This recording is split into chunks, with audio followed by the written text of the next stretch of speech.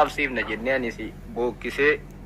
namoonni hedduu ta'anii afaan Amaaraan magdalacaa kennine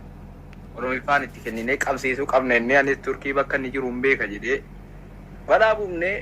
fooloo hidhasaasila 30,000 ammoo maaliin jiru 100 meeqaan dhannee geenye iyyine jechuudha. 100 meeqaan geenye isa iyyuu dhiibneere dhannee afaan Amaaraatiin dubbanne qabsiisuudha warra Amaaraa kanatti. Dhannee tasa darajaa isaa iddee sila jiru feemesii hunda keenya caalu ta'e dhaqee warra Amaaraa biratti guddifamee gara olii ta'a innaanan ilaalu achi nutti caffarti teessee mana yoonii maanyaa keessaa namichi inni walitti caffarti bare awwaleen kaa viidiyoo baratee gara olii kaa'amee kabajamee akkamitti mana yoonii maanyaa keessa mana yoonii galuu jammareera achitti kabajamee gaafa jendaa ta'u san achitti kabajamee intikfama akka waa bookee way ittiin buune achitti eegamee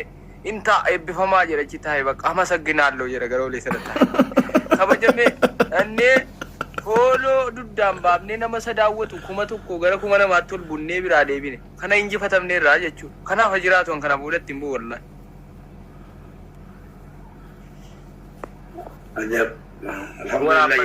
Waraabbateera sagalee koo kana booda dhaggeeffadhaa ammoo girri isaanii ni iyyiti.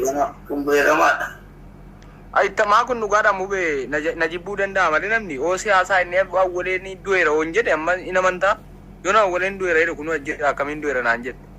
yoo lakki iyyitee awwalee qabsiifte naan jette innoon qabamne akkamiin harkatti qabdare.